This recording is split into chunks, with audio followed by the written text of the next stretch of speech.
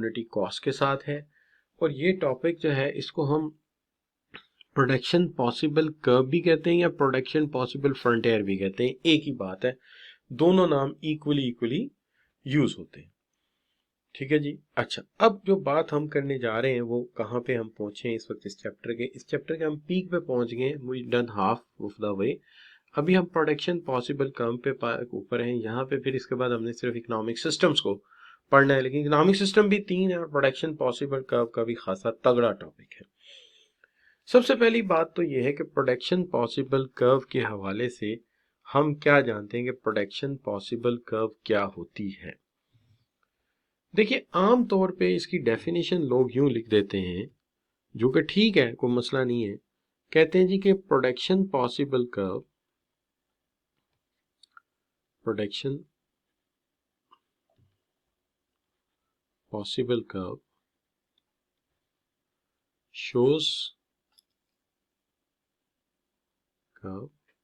shows combinations of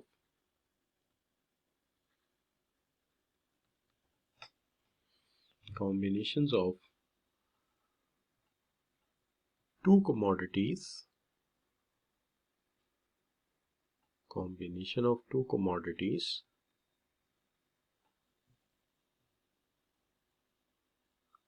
can be produced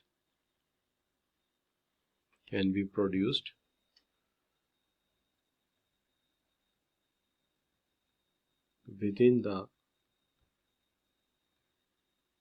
available scarce resources। यानी production possible curve कितनी चीजों का, 2 चीजों के वो कॉम्बिनेशन जाहिर करती है, 2 कमोडिटीज के, जो कि किसी भी सूरत में स्केर्स रिसोर्सेज के अंदर प्रोड्यूस किए जा सकते हैं। इसका मतलब इसका ताल्लुक प्रोडक्शन के साथ है। तो हमने प्रोडक्शन की पहले डेफिनेशन बताई थी कि इंक्रीजिंग वैल्यू, इनहांसिंग वैल्यू, लकड़ी का फर्नीचर बनाना, लोहे की कार बनाना। तो प्रोडक्शन पॉसिबल कर्व शो करती है 2 कमोडिटीज के कॉम्बिनेशन जो अपने वसाइल के अंदर रहते हुए हम प्रोड्यूस कर सकते हैं। तो आप मेरे साथ रिपीट कीजिए, 2 गुड्स के वो कॉम्बिनेशंस, 2 कमोडिटीज के वो कॉम्बिनेशन जो कि प्रोड्यूस किए जा सकते हैं महदूद वसाइल के अंदर रहते हुए। यानी production possible curve shows combinations of 2 commodities can be produce with in the available scarce resources. अपने पास दस्तयाब रिसोर्सेज हैं उसके अंदर हम इन्हें प्रोड्यूस कर सकते हैं। सवाल यह है कि ये कॉन्सेप्ट जो है ये आपको क्यों पढ़ाया जा रहा है। देखिए, एक चार्टर्ड अकाउंटेंट ने सारी जिंदगी बहुत सारे बजट से डील करना है। कोई प्रोडक्ट बनाना है, नए सिरे से कोई नया प्रोडक्ट डिजाइन करना है, बजट चाहिए। कोई बिल्डिंग बनानी है, कोई प्लाजा बनाना है, कोई एडवर्टाइजिंग कैंपेन चलानी है, तो हमेशा बजट के अंदर रह के काम करना है। लिहाजा चार्टर्ड अकाउंटेंट को शुरू से ही ये प्रैक्टिस करा दी जाए कि तुम्हें अपने महदूद वसाइल के अंदर रह के सोचना है। अगर तुम्हें एक चीज को बढ़ाना है तो दूसरी को घटाना पड़ेगा, अगर दूसरी को बढ़ाना है तो पहली को घटाना पड़ेगा, इसकी अपॉर्चुनिटी कॉस्ट बचा के उस पे जाना पड़ेगा, उसकी अपॉर्चुनिटी कॉस्ट बेयर करके इस पे आना पड़ेगा। तो उसे शुरू से ही हम आदत डाल दें, cost cost cost, alternate, substitute and limitation of resources, ताकि उसे आदत हो जाए कि महदूद बजट के अंदर हमने कैसे काम करना है। तो ये है इस टॉपिक का लुब्बे लबाब कि ये आपको क्यों पढ़ाया जा रहा है, ताकि आप कभी भी अपने बजट से तजावज करने का या उससे बढ़ने के बारे में ना सोचें। तो यहाँ पे हम बात कर रहे थे production possible curve shows 2 commodities can be produce with in the available resources. तो प्रोडक्शन पॉसिबल कर्व शोज करती हैं वो 2 कमोडिटीज जो हम अपने महदूद वसाइल में रहते हुए प्रोड्यूस कर सकते हैं। लेकिन मसला ये है कि हमें साथ पेपर फोकस भी होना है और ये भी देखना है कि पेपर के हवाले से अगर एग्जामिनर हमें ये बात पूछ ले तो हम इसको किस तरह से आंसर करेंगे। तो हम इसको किस तरह से आंसर करेंगे। तो देखिए, आम तौर पे जितना भी आज तक पेपर में सवाल आया है, इसके लिए एग्जामिनर ने एक स्केड्यूल दिया है और उससे हमें प्रोडक्शन पॉसिबल कर्व बनाने के लिए कहा गया है। तो उसमें से एक मैं आपके सामने रखता हूं और उसकी मदद से मैं प्रोडक्शन पॉसिबल कर्व बनाता हूं, जबकि मुझे ये यकीन है कि इसकी डेफिनेशन किसी हद तक आपको याद हो चुकी है और थोड़ी बहुत जो कमी है वो हम डायग्राम बनाए, स्केड्यूल बनाएंगे तो फिर पूरी कर देंगे। तो सबसे पहले तो हम देखते हैं कि क्या स्केड्यूल हमें दिया गया है। ये स्केड्यूल दिया गया है, इसमें दो प्रोडक्ट्स हैं, एक है मिजल्स और एक है कार्स। ये कॉम्बिनेशन है हमारे पास ए बी सी डी और ई। ठीक है जी, हम इसको बनाते हैं। कैसे बनाएंगे, ये मेरे कॉम्बिनेशन है आपके सामने, 1 2 3 4 5, 5 कॉम्बिनेशन है, यानी 5 एयरप्लेन है। वो मुझे यहाँ से पता चल गया था ना कि 1 से लेके ये 4 तक है, तो 1 से लेके 4 तक है। और दूसरी तरफ जो है ये कार्स जो है 20 तक हैं, तो फर्स्ट यूनिट पे कार जो मिल सकती है मुझे, ये मैंने पहले से इसको जो है वो लेबलिंग की हुई है।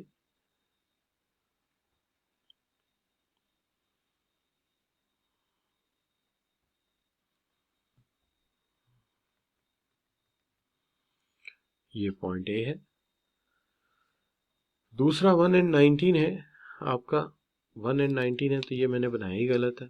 पहले पे 0 एंड 20 है तो ये 0 है ओरिजिन और ये 20 है, तो इसी को ये करते। दूसरे पे 1 एंड 19 है तो 1 को लेके जाना था मुझे 19 तक, तो ये चला गया 19 तक, ये 19 आ गया, ये पॉइंट बी है। ठीक है जी। अब उसके बाद आ जाता है 2 एंड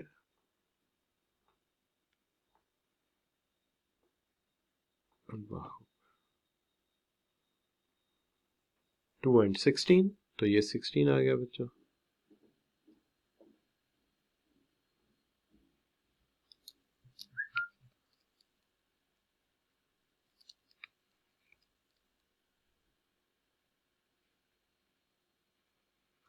ये पॉइंट हो गया आपका सी और ये 10 आ गया। ठीक है जी, 10 एंड 3,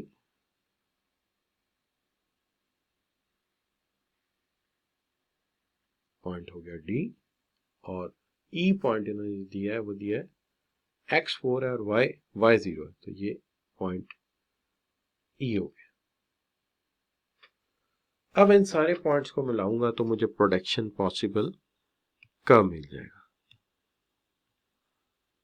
तो ये हो गया, शाबाश।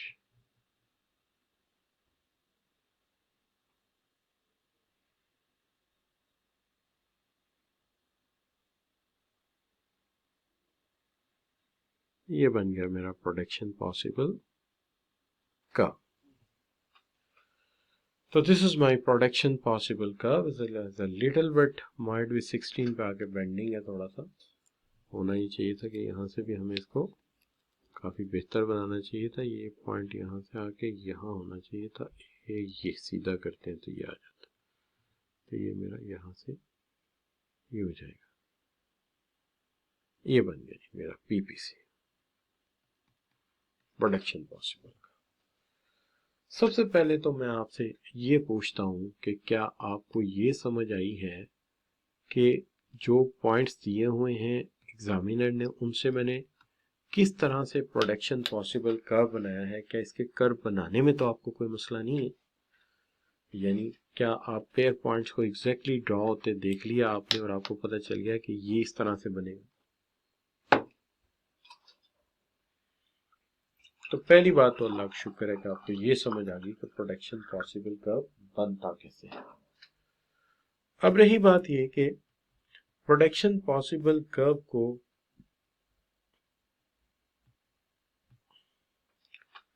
आप एक्सप्लेन कैसे करेंगे। सबसे पहले तो इसकी डेफिनेशन की तरफ वापस चलिए। ठीक है, नहीं ये स्ट्रेट लाइन नहीं है बेटे, स्ट्रेट लाइन तो ये होती है, ये स्ट्रेट लाइन कहाँ है, ये तो इस तरह से। और इस तरह का कर्व आपको बताया था ये होता है कॉनकेव। तो ये कॉनकेव है, ठीक है, स्ट्रेट लाइन नहीं है, ये कॉनकेव है, ठीक है। अच्छा, अब देखिए बात ये कि सबसे पहले तो चलते हैं इसके डेफिनेशन की तरफ और देखते हैं इसका डेफिनेशन क्या कहता है। डेफिनेशन हमें ये कहता है कि प्रोडक्शन पॉसिबल कर्व शोज करता है कॉम्बिनेशन। कौन से कॉम्बिनेशन है? ये कॉम्बिनेशन है ए बी सी डी और ई, ये कॉम्बिनेशन है शो करता है। और ये कॉम्बिनेशन क्या शो करते हैं? To commodities can be produce with in available scarce resources, के कौन कौन से कॉम्बिनेशन इसके प्रोड्यूस किए जा सकते हैं, that is 20 and 0, 19 and 1, 16 and 2, 20 and 3, 0 and 4। तो ये वो कॉम्बिनेशन है जो प्रोड्यूस किए जा सकते हैं इसके ऊपर रहते हुए। तो इसको हम कहते हैं ये है हमारा प्रोडक्शन पॉसिबल कर्व। तो सबसे पहली बात तो ये है कि प्रोडक्शन पॉसिबल कर्व जो है, अगर हम ये कहते हैं कि हमें स्केड्यूल दिया हुआ है तो हम बना लेंगे और इसकी डेफिनेशन क्या लिखेंगे? Production possible curve shows combinations of two goods which can be produced within the available resources, within the scarce resources। तो यहां तक तो बात क्लियर होगी। टू कमोडिटीज का मतलब है, देखिए एक एयरप्लेन है और एक कार्स है, आपको हर कॉम्बिनेशन में दोनों की मिकदार मिलेगी, चाहे 01, चाहे 119, चाहे 26, 216, चाहे 3, तो दोनों की हमें जो है वो combination of to commodities which can be produce with in the available resources. ठीक हो गया बच्चों, कार एंड मिसाइल्स, बिल्कुल ठीक होगी बात। अच्छा बच्चों, तो ये हो गया हमारा जी इसकी डेफिनेशन। तो डेफिनेशन तो क्लियर हुई।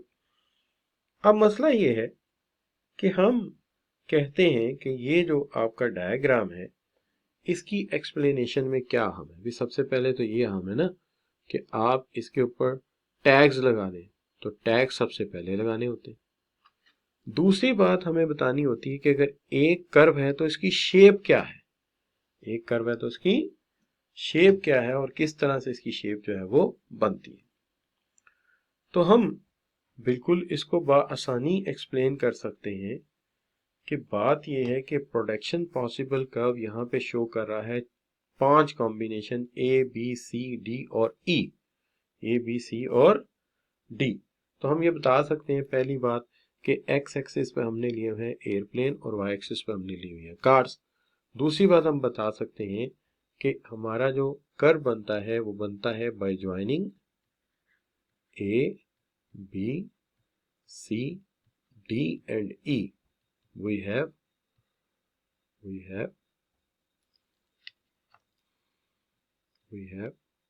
प्रोडक्शन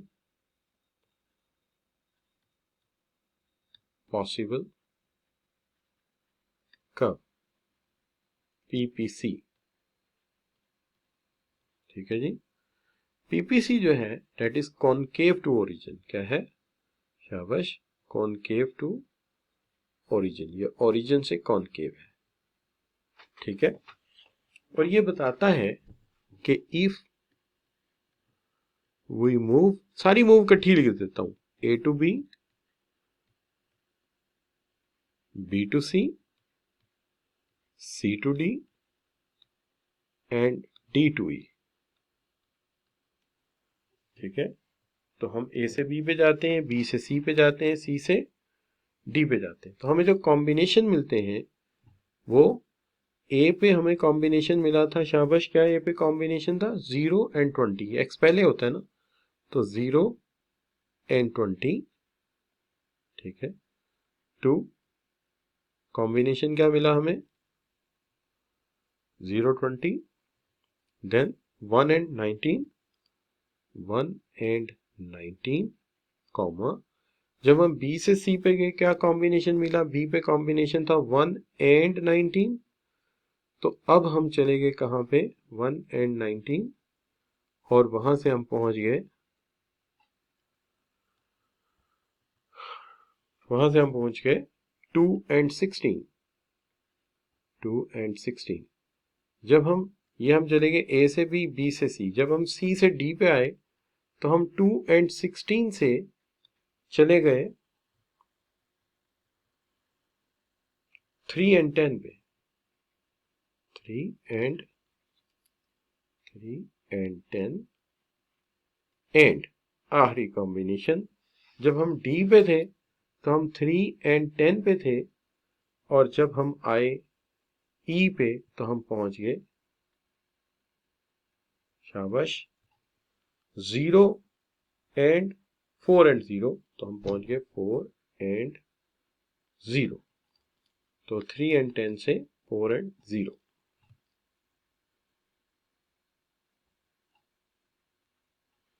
तो पहले हम कहां से चले थे? हम चले थे बी से सी पे, तो बी से सी पे आए तो 0, 22, 119। जब पहुंचे हम बी टू सी तो ये हो गया 119 to 216, और जब हम चले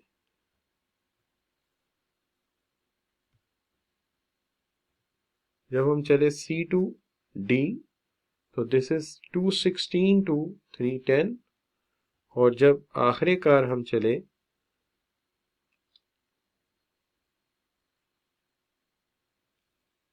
डी टू ई तो पहुंच गए 310 to 420। अब पहला पॉइंट आपने लिखा एक्स एक्सिस पे क्या है, वाई एक्सिस पे क्या है। दूसरा पॉइंट आपने लिखा है कि कॉनकेव टू ओरिजिन है, ठीक है जी। और तीसरा पॉइंट आपने लिखा कि आप कौन से पॉइंट पे कहां जाते हैं तो क्या होता है। This is what we called the production possible curve, ठीक है जी। अब इसकी स्लोप के बारे में हमने एक्सप्लेन करना है तो ये मुकम्मल हो जाएगा। तो स्लोप को एक्सप्लेन करते हैं अभी। तो स्लोप एक्सप्लेन कर दी तो बात मुकम्मल हो जाएगी। नहीं बेटा, इंटरचेंज नहीं करने आपने, हमेशा में याद रखना है कि जब एग्जामिनर आपको स्केड्यूल देगा तो आपने याद रखना है ऊपर वाला हमेशा एक्स एक्सिस पे जाता है, छोटे वाला नीचे वाला वाई एक्सिस पे आता है, तरतीब उसकी वही रहती है, ठीक है, जर्नली तरतीब वही रहती है। तो जब उसने ये लिख दिया, ये देखे ना, उसने लिख दिया, फिर तो चेंज करने का गुंजाइश ही नहीं है। लेकिन अगर नॉर्मल दिया होता तो पहला एक्स दूसरा वाई होता। अच्छा बच्चों, अब बात ये आ गई सबसे पहले कि हमें डेफिनेशन समझ आ गई, सिर्फ एक बात डेफिनेशन। दूसरी बात, हमें स्केड्यूल गिवन था, वो हमने कोई याद नहीं किया। और तीसरी बात यह कि हमने डायग्राम बनाई, और चौथी बात यह कि हमने उस डायग्राम की एक्सप्लेनेशन लिखी। लेकिन इस एक्सप्लेनेशन में जब तक स्लोप नहीं डलेगी तब तक इसकी एक्सप्लेनेशन मुकम्मल नहीं होगी। स्लोप पे भी बात करते हैं हम, लेकिन उससे पहले हम सवाल पढ़ लेते हैं। सवाल क्या है? Autumn 16, explain the concept of production possible curve. Production possible curve का कॉन्सेप्ट एक्सप्लेन करो, किसकी मदद से? डायग्राम की मदद से। किसकी मदद से? डायग्राम की मदद से। सवाल यह है कि क्या उसने आपसे स्केड्यूल मांगा है? नो। तो अगर स्केड्यूल ना मांगे और डायरेक्ट डायग्राम बना मांगे तो आप बना लेंगे? सवाल यह है कि अगर वो स्केड्यूल ना मांगे, डायग्राम मांगे, तो आप डायरेक्ट बना लेंगे? मिसाल के तौर पे क्या आप मेरी तरह जुबानी याद रख सकते हैं कि मैंने इधर एक स्केड्यूल लेना है और उसके अंदर मैंने 10, 20 तक जाना है, और इस तरफ मैंने 1, 2, 3, 4 रख लेना है, 1, 2, 3, 4, और यहाँ पे मैंने रख देने, चलो एयरप्लेन रख दूंगा, मिसाइल नहीं रखता, यहाँ कार रख दूंगा। तो यहाँ पहला कॉम्बिनेशन 1 and 20 बनाऊंगा, अगला कॉम्बिनेशन मैं 19 and 2 बनाऊंगा, उससे अगला कॉम्बिनेशन मैं जो है 10 और 3 बनाऊंगा, उससे अगला कॉम्बिनेशन 4 बनाऊंगा, और इस तरह करके मैं अपना ये बना दूंगा। या इस तरह नहीं करना चाहता, चलो मैं एक कॉम्बिनेशन यहाँ रख लेता हूँ, अगला कॉम्बिनेशन 19 and 1 कर देता हूँ, फिर मैं कॉम्बिनेशन 17 and 2 कर देता हूँ, फिर मैं कॉम्बिनेशन 10 कर देता हूँ, और ये आखिरी कर देता हूँ। तो क्या आप भी इस तरह याद रख सकते हैं? जी बच्चों, कर लेंगे। स्केड्यूल ना बनाए, वैल्यूज अज्यूम कर लें, उसमें एक आध वैल्यू आगे पीछे भी हो जाएगी तो कोई मसला नहीं। कोई जाहिर है, अल्लाह माफ करे, कोई हदीस थोड़ी बयान कर रहे हैं हम तो इकोनॉमिक्स की एक स्केड्यूल ही है ना, तो आप कर लेंगे, ठीक है। और फिर आप इसकी डेफिनेशन और एक्सप्लेनेशन भी लिख लेंगे जैसे मैंने लिखी। क्यों जी, डेफिनेशन और एक्सप्लेनेशन भी लिख लेंगे। जी आई कैप को कॉन्सेप्ट चाहिए, उसे स्केजुअल बहुत कम चाहिए होते। ठीक होगी बात। अच्छा, अब्दुल मोइज आपके सवाल का जवाब देते हैं बेटा, बस थोड़ा सा टाइम दे दें। अच्छा जी, अब यहाँ पे बात कर लेते हैं क्या जी, briefly discuss the concept of production possible curve useful in explaining the concept economic concepts of scarcity।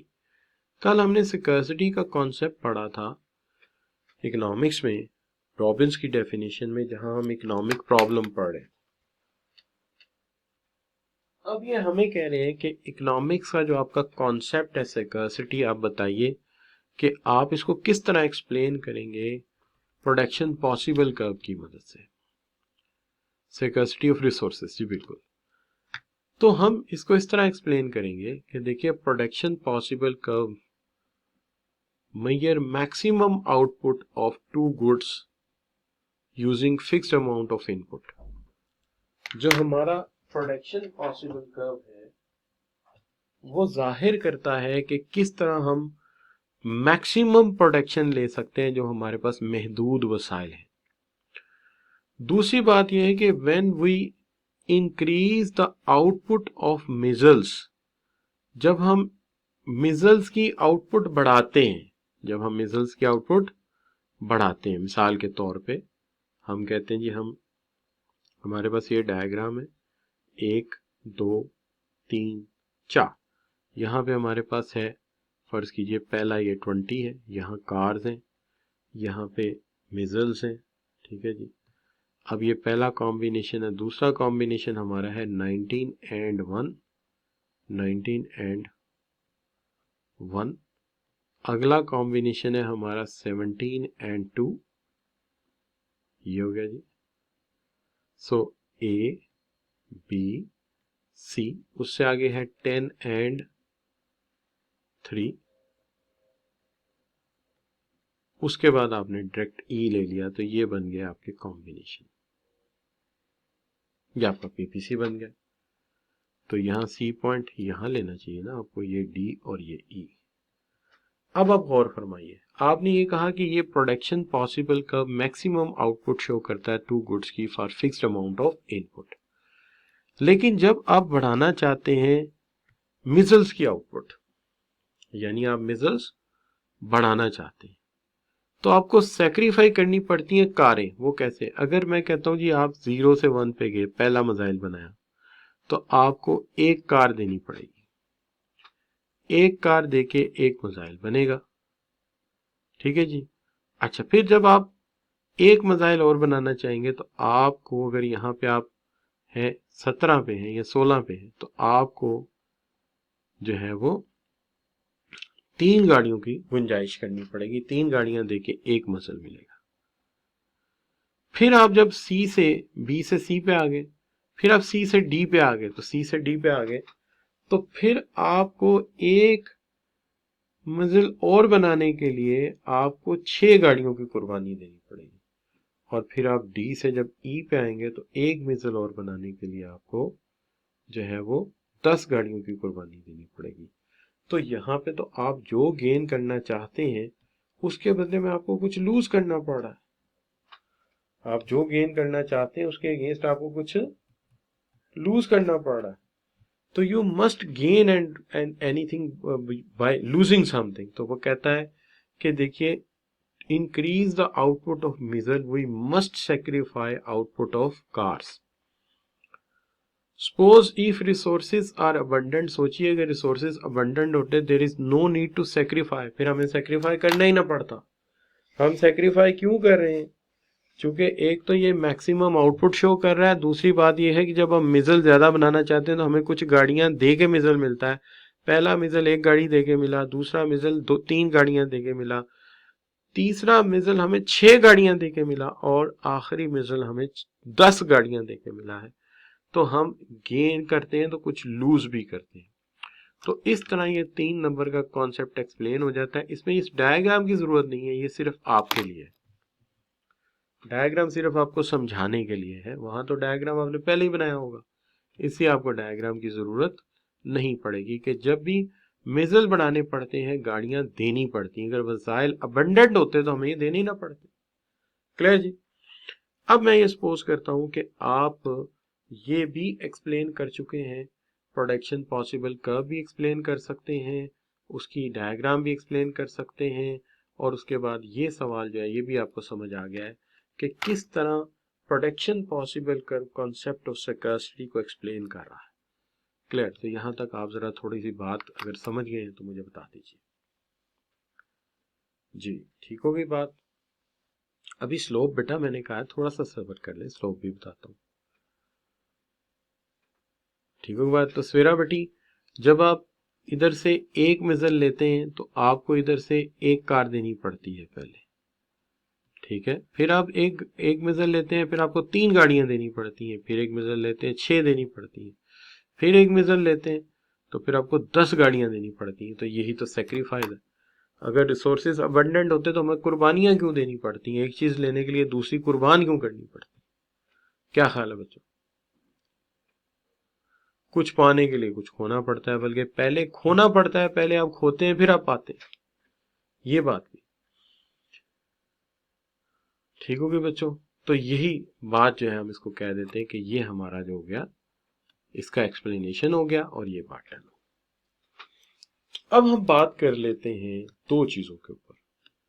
पहली बात तो ये है कि इस कर्व के हवाले से इसकी दो प्रॉपर्टीज है। अच्छा, ये या तो ये कर्व आता है या इसका स्केजुअल आता है या इसकी कोई प्रॉपर्टीज आती है। हमेशा पेपर में कुछ ना कुछ ऐसे ही आता है। मिसाल के तौर पे अगर मैं आपसे ये कहूं कि इसकी दो प्रॉपर्टीज लाजमी आती हैं पेपर में, और वो प्रॉपर्टीज क्या है, एक तो है डाउनवर्ड स्लोपिंग और दूसरी है concave to origin. Downward sloping का मतलब यह है to increase the production of one commodity must decrease the production of other, means switching of resources. यानी डाउनवर्ड स्लोपिंग है, ठीक है, मैं मानता हूं कि कॉनकेव है, लेकिन डाउनवर्ड स्लोपिंग है। अगर तुम्हें एक्स बढ़ाना है तो वाई कम करना पड़ेगा। एक्स की मिकदार वो ठीक है, मुख्तलिफ मिकदारें हो सकती हैं, लेकिन एक्स बढ़ाना है तो वाई कम करना पड़ेगा। तो अगर एक्स बढ़ाना है और वाई कम करना पड़ेगा तो आपको बाहर सूरज जो है वो क्या करना पड़ेगा, आपको बाहर सूरज जो है वो एक्स बढ़ाने के लिए वाई की कुर्बानी देनी पड़ेगी, सेक्रीफाई करना पड़ेगा। लिहाजा आप ये कहते हैं कि इसलिए डाउनवर्ड स्लोपिंग है कि अगर मैंने एक्स की मिकदार बढ़ाई तो मुझे वाई की मिकदार देनी पड़ेगी। ये मेरा गेन होगा और वो मेरा लॉस होगा। पहली बात। दूसरी बात है ये कॉनकेव टू ओरिजिन है, जिसके मुताबिक some resources are better in the production of x missiles and some resources are better in the production of y cars, therefore they are not perfect substitution of each other. वो एक दूसरे का exact मुतबादिल नहीं है। क्योंकि अगर वो exact मुतबादिल होते, अगर वो एक दूसरे का एग्जैक्ट मुतबादिल होते तो फिर मुझे हर दफा एक कार के लिए, एक मिजल के लिए एक कार देनी पड़ी, एक मिजल्स के लिए एक कार देनी पड़ी, फिर एक मिजल्स के लिए 3 कार देनी पड़ी, फिर एक मिजल्स के लिए मुझे 6 गाड़ियां देनी पड़ी, फिर मुझे एक मिजल के लिए 10 गाड़ियां देनी पड़ी। तो अगर ये एक दूसरे का परफेक्ट सब्स्टिट्यूशन होते तो इधर से इधर जब मैं फैक्टर, एक्चुअली तो मैं इधर के मजदूर उधर लेके जा रहा हूँ, ये मजदूर मैं इधर लेके जा रहा हूँ, इसीलिए तो प्रोडक्शन बढ़ रही है। तो ये मजदूर इधर उतनी ही प्रोडक्शन करते अगर ये रिसोर्सेज दोनों में बराबर प्रोडक्शन कर रहे होते। लेकिन हकीकत में जब मैं इधर से उधर इन्हें लेके जाता हूं तो ये उतनी प्रोडक्शन कर ही नहीं पाते।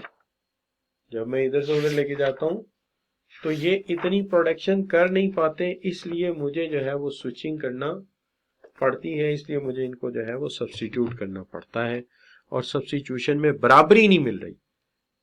एक 1 1 then 1 3 then 1 6 and then 1 10। यानी मेरी अपॉर्चुनिटी कॉस्ट बढ़ रही है। मैं एक के बदले एक दिया, फिर मैंने एक लेने के लिए 3 दिए, फिर मैंने एक लेने के लिए 6 दिए, और फिर मैंने एक लेने के लिए 10 दिए। तो हर दफा पहले की निस्बत मेरी अपॉर्चुनिटी कॉस्ट जो है वो ज्यादा होती चली जा रही है। हर दफा मेरी अपॉर्चुनिटी कॉस्ट जो है पहले से ज्यादा होती चली जा रही है। कि इस तरफ जनाब जो है वो हमने एक्स एक्सिस पे मेजर्स लिए हुए हैं, वाई एक्सिस पे कार्ड ली हुई है, ये कॉनकेव टू ओरिजिन है। दूसरी बात ये, हम ए से बी, ए बी सी और डी और ई को मिलाते हैं तो हमें ये मिल जाता है स्लोप जो कॉनकेव है। और ए से बी पे जाते हैं तो क्या चेंज आती है, बी से सी पे जाते हैं तो क्या कॉम्बिनेशन है, सी से डी पे क्या कॉम्बिनेशन है, और ई से डी से ई पे क्या कॉम्बिनेशन। स्लोप की हम बात करते हैं, ठीक है जी। स्लोप की बात जब हम करते हैं तो हम कहते हैं कि ये डिफरेंट गेन हमें देते हैं। उसकी वजह ये है कि some of the factors input are expert in the production of one commodity and some are expert in the other। कुछ इसमें एक्सपर्ट है, कुछ दूसरे में एक्सपर्ट है। ठीक हो गई बात। तो यहां पे आके हम ये कहते हैं कि ये वर्क हमारा डन हो गया।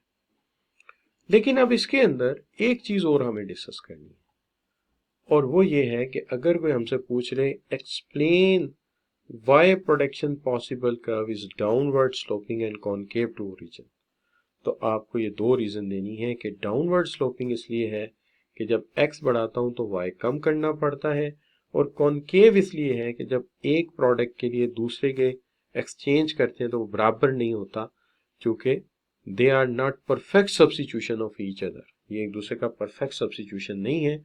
सम of resources are better in the production of x commodity and some are better in the production of y commodity, इसलिए ये कॉनकेव है।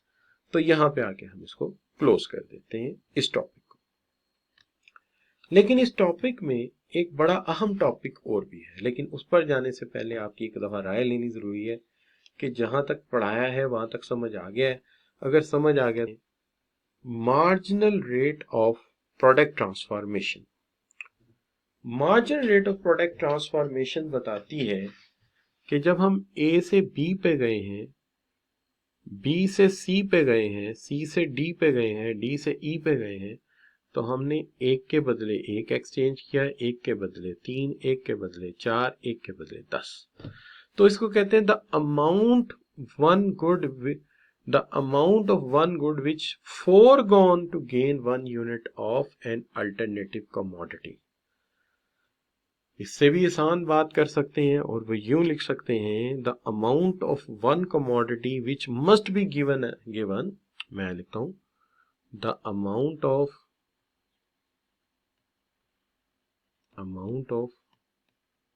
one commodity that must be given up to gain extra unit of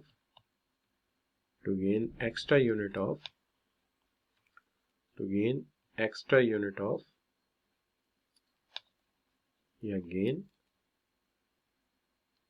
a unit of other commodity।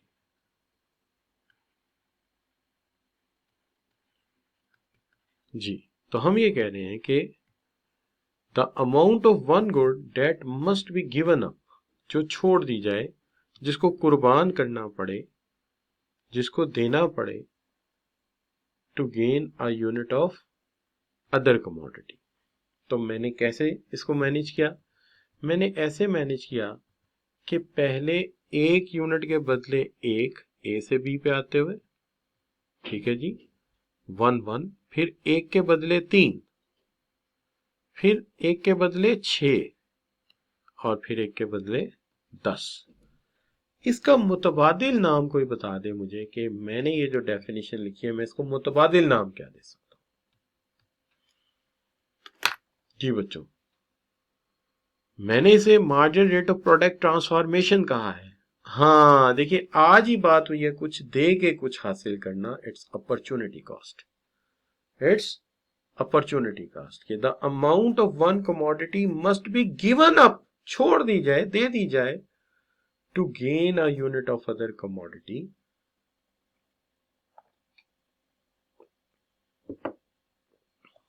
This is called marginal rate of product transformation, MRPT। MRPT। तो आप यहां पर इस जगह पर मैं यहां लिख देता हूं, यहां पे MRPT का जिक्र लाजमी करेंगे इस एक्सप्लेनेशन। ठीक है, MRPT एक्सप्लेन हो गया, स्लोप खुद ही एक्सप्लेन हो गई। ठीक है जी, that is the actual explanation of slope.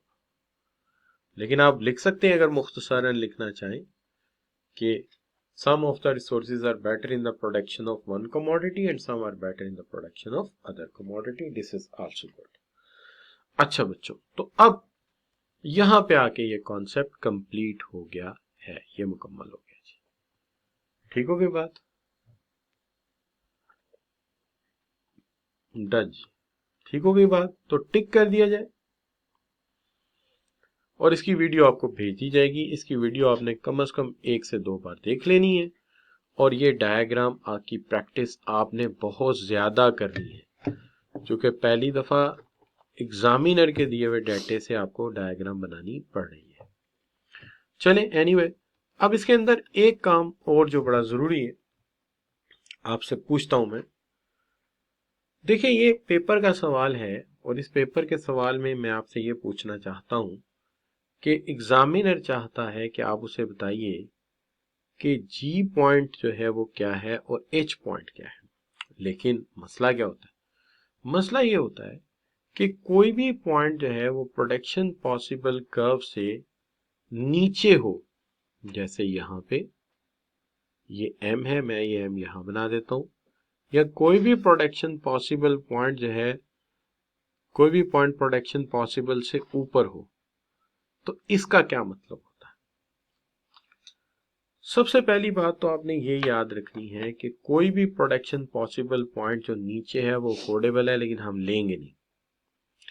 नीचे का ये जो पॉइंट है, या तो हमारी x की मिकदार कम देगा या हमारी y की मिकदार कम करेगा। दोनों में से कोई ना कोई मिकदार जरूर शायद कम करेगा। इसलिए m जो पॉइंट होगा इसको हम कहेंगे under optimum use of resources. Under optimum use of resources. और जो n होगा डेट इज अबव, वो हमारी रीच से बाहर है, तो ये over optimum use of resources है।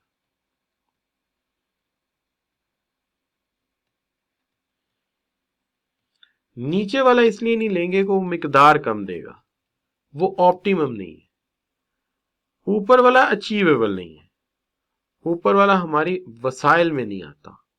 और नीचे वाला जो है वो हमारी रीच में तो है, लेकिन जाहिरी बात है अगर हमें दो चीजें मिल रही हैं तो हम कम क्यों लें? तो नीचे वाला क्यों अच्छा नहीं है? शाबाश, नीचे वाला क्यों अच्छा नहीं? शाबाश, हु विल टेल मी? शाबाश, नीचे वाला पॉइंट कम पे कर रहा है, लेस पे कर रहा है, अंडर ऑप्टिमम है। और ऊपर वाला ओवर ऑप्टिमम।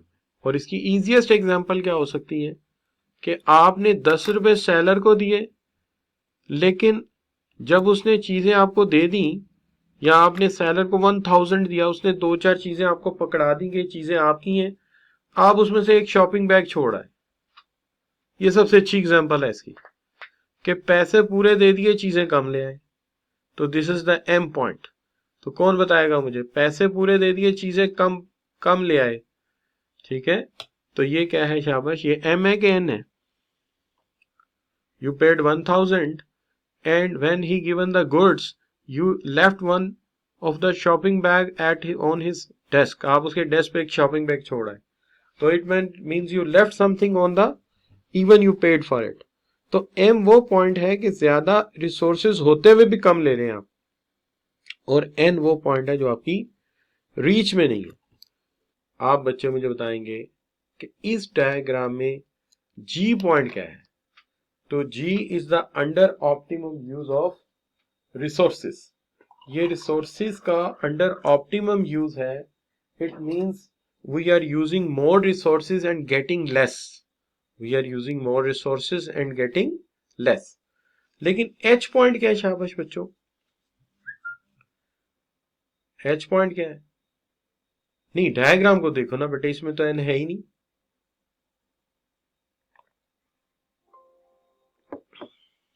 तो जो एच पॉइंट है वो ओवर ऑप्टिमम पॉइंट है। और एक्स वाई क्या चीज है?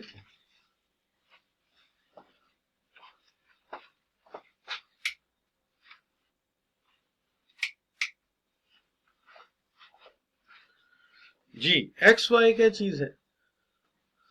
What is X Y? X Y curve क्या है? जी शाबाश, एक्स वाई कर्व क्या है? ऑप्टिमम है, बिल्कुल सही है। लेकिन वो हमसे ये नहीं कह रहा था, वो ये कह रहा था कि जी अंडर ऑप्टिमम है, एच ओवर ऑप्टिमम है, एक्स वाई का मतलब ये है। उसने हमें बताया नहीं कि क्या चीज है। तो आपका काम है बताना कि ये प्रोडक्शन पॉसिबल कर्व है और इसका ये मतलब है। ये हमने बताना हमसे। ठीक हो गई बात? क्लियर है कि ये हमारा पीपीसी है और इसका ये मतलब।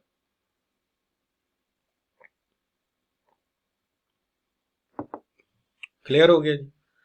चले, गुड हो गया जी।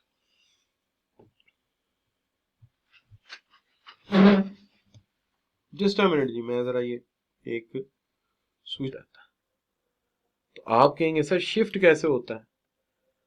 एक्सपर्ट्स कहते हैं कि अगर आपके मुल्क की टेक्नोलॉजी बेहतर हो जाए, आपके मुल्क में टेक्नोलॉजी बेहतर हो जाए, या आपके मुल्क में नेचुरल रिसोर्सेज दरियाफ्त हो जाए, ठीक है जी, कि आप फिर रहे हो कराची के साहले समुंदर पे और वहां पे जाके क्या हो जी कि अचानक आपका पैर पड़ जाए किसी टीले पे, पता चले जी वहां से तो गैस निकल आई है।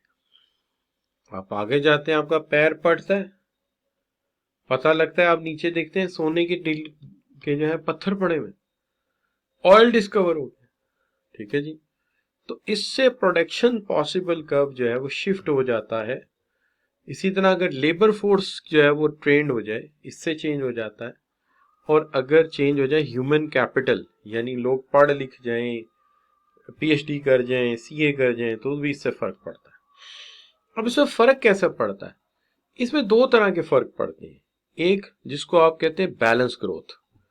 बैलेंस ग्रोथ में ये होता है कि आपका प्रोडक्शन पॉसिबल कर्व जो है वो उसमें मीजल्स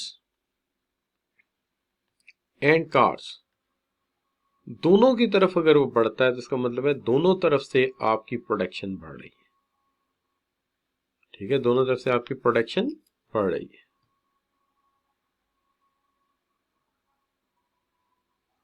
लेकिन अगर बिलफर्ज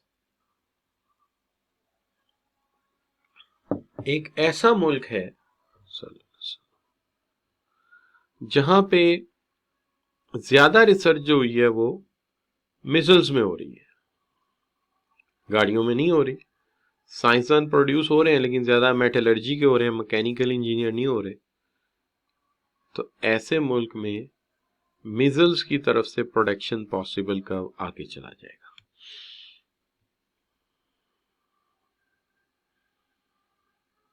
ठीक है जी। अच्छा, और कार्स की तरफ से नहीं जाएगा। लेकिन ऐसे मुल्क जैसे कि जापान है, जापान को अगर आप देखते हैं तो वहां पे वेपन की दौड़ बाद में लगी है और वहां पे गाड़ियों की प्रोडक्शन पहले बढ़ा दी गई थी। लिहाजा वहां पे जो ग्रोथ आएगी वो इस तरह की होगी। अब जिस तरह से प्रोडक्शन पॉसिबल कर्व आगे जाएगा उस तरफ आपका रुझान ज्यादा होगा, उस तरफ आपकी तरक्की ज्यादा हुई है, और दूसरी सूरत में यह कि आपकी बैलेंस ग्रोथ हुई है।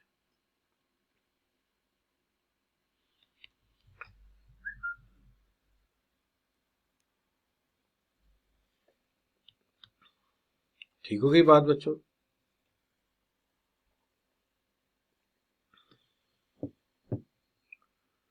ठीक हो गया बच्चों? अच्छा बेटे, मिलिया रियाज, बिल्कुल बेटा सिंपल सा कॉन्सेप्ट है। अगर एक कौम में साइंसदान मिजल्स के भी पैदा हुए हैं, ठीक है, तो उन्होंने मिजल्स में भी तरक्की की है, उन्होंने कार्स में भी तरक्की की है, तो इसको हम कहेंगे बैलेंस ग्रोथ है, दोनों तरफ हुई। लेकिन अगर किसी मुल्क में ज्यादा गाड़ियां प्रोड्यूस होने के ट्रेंड बना है, मैकेनिकल इंजीनियर ज्यादा प्रोड्यूस हुए हैं, तो वो कार्स ज्यादा प्रोड्यूस करेंगे, ठीक है। और दूसरी तरफ अगर किसी मुल्क में मिजल्स का ज्यादा ट्रेंड बना है तो इसको हम अनबैलेंस ग्रोथ कहेंगे, ठीक है। इसको हम क्या कहेंगे? Unbalance growth. जी बच्चों, तो इसको हम अनबैलेंस ग्रोथ कहेंगे। उसकी वजह यह है कि बैलेंस ग्रोथ में दोनों प्रोडक्ट की प्रोडक्शन बढ़ेगी और अनबैलेंस में किसी एक की बढ़ेगी, दूसरे की नहीं बढ़ेगी, ठीक है। अच्छा, लेकिन अगर डिक्लाइन हो जाए तो डिक्लाइन में क्या होगा? डिक्लाइन में आपका प्रोडक्शन पॉसिबल कर्व जो है वो बजाय आगे जाने के रिवर्स गियर पे लग जाएगा, इस तरह से।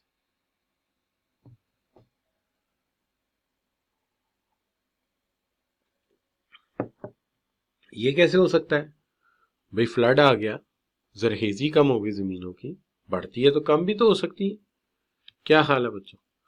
उससे ये नहीं नहीं नीचे चला जाएगा, अंडर ऑप्टिमम पॉइंट कर्व के ऊपर नीचे खाली पॉइंट होता है, तो ये तो कर्व भी पूरा नीचे चला गया, ठीक है ना। तो ये डिक्लाइन इन ग्रोथ है, लेफ्टवर्ड शिफ्ट है। ठीक हो गया बच्चों? अब मुझे बताइए, अगर दोनों तरफ से कर्व ऊपर जाए तो ये कौन सी ग्रोथ है? दोनों तरफ से ऊपर जाए तो, दोनों तरफ से ऊपर जाए तो बैलेंस ग्रोथ। अगर एक तरफ से जाए दूसरी जगह सेम रहे तो एक एक्सिस से आगे बढ़े दूसरे पे वही रहे तो क्या है? Unbalance growth. और अगर पहले वाले कर्व से ये नीचे चला जाए तो ये डिक्लाइन इन ग्रोथ, तो ये होगा डिक्लाइन इन ग्रोथ, ठीक है जी। अच्छा, तो यहां तक बात क्लियर है जी सब बच्चों को?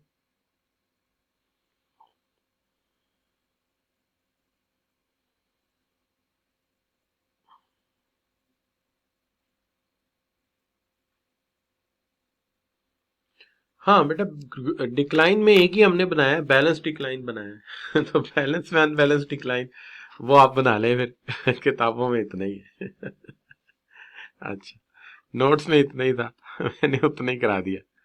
अच्छा बच्चों, ठीक है ना। तो मैं भी एक टीचर ही हूँ ना, साइंसदान तो नहीं ना भाई। आप साइंसदान है, आप बड़ी बड़ी बातें सोचते हैं, उससे भी आगे की सोचते हैं, मैं सोचता हूँ मेरे से भी आगे सोचते हैं। अच्छा, तो जनाब सबसे पहली बात तो ये है कि अगर ये बात हमें समझ आ गई तो चलें कुछ सवालात के जवाब आते। चलें जी, सबसे पहले तो मुझे ये जवाब दें, which of the following is not illustrated by production possible curve? कौन सी चीज है जो प्रोडक्शन पॉसिबल कर्व ने एक्सप्लेन ही नहीं की, उसका टॉपिक ही नहीं है ये। जी बच्चों, तो इक्विटी उसने एक्सप्लेन नहीं की, उसने एफिशिएंसी की बात की है, उसने अपॉर्चुनिटी कॉस्ट की बात की है, उसने ट्रेड ऑफ की भी बात की है कि एक चीज दे के दूसरी ले लो, ये ट्रेड ऑफ होता है। बराबरी की तो कहीं बात ही नहीं की कि दोनों चीजें बराबर हो जाएं, वो तो हो ही नहीं सकती क्योंकि अपॉर्चुनिटी कॉस्ट बढ़ गई। अच्छा बच्चों, ये सवाल आपका स्प्रिंग 17 में भी आया है, उससे पहले ये सवाल आपका ऑटम 11 में आया था, उससे पहले सवाल एक दफा पहले भी आया था। अब आ जाए स्प्रिंग, आपका सवाल है स्प्रिंग 16 का। तो स्प्रिंग 16 का सवाल है, if production possible frontier is concave to origin, तो इसका मतलब क्या बनता है?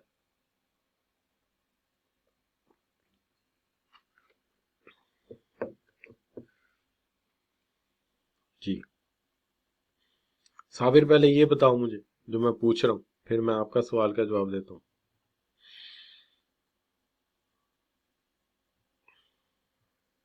बिल्कुल ठीक हो गया, यही इसकी प्रॉपर्टी। ठीक है जी। अच्छा, तो साबिर बात यह है कि हम महदूद वसाइल में ज्यादा प्रोडक्शन करें तो इसे हम क्या कहते हैं? ये एफिशिएंसी है। तो ये अपने वसाइल में बेस्ट प्रोडक्शन दे रहा है, इसलिए ये एफिशिएंट है। ठीक है। Production possible curve would move inward, inward move करेंगी। व्हेन, कब इनवर्ड मूव करेंगी?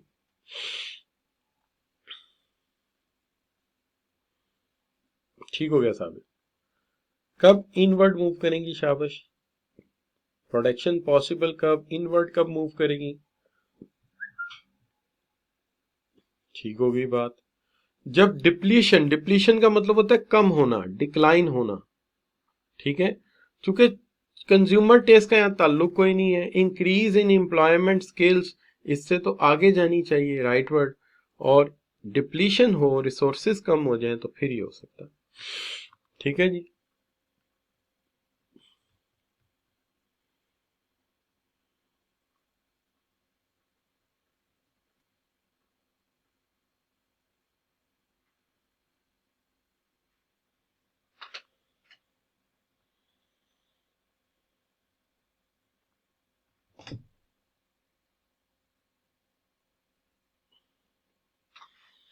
जी बच्चों, तो यहां तक हमने बात को मुकम्मल कर लिया। ठीक है जी। अब मुझे आपसे एक सवाल और पूछना है, और वो सवाल ये पूछना है आपसे कि इन अ पर्टिकुलर केस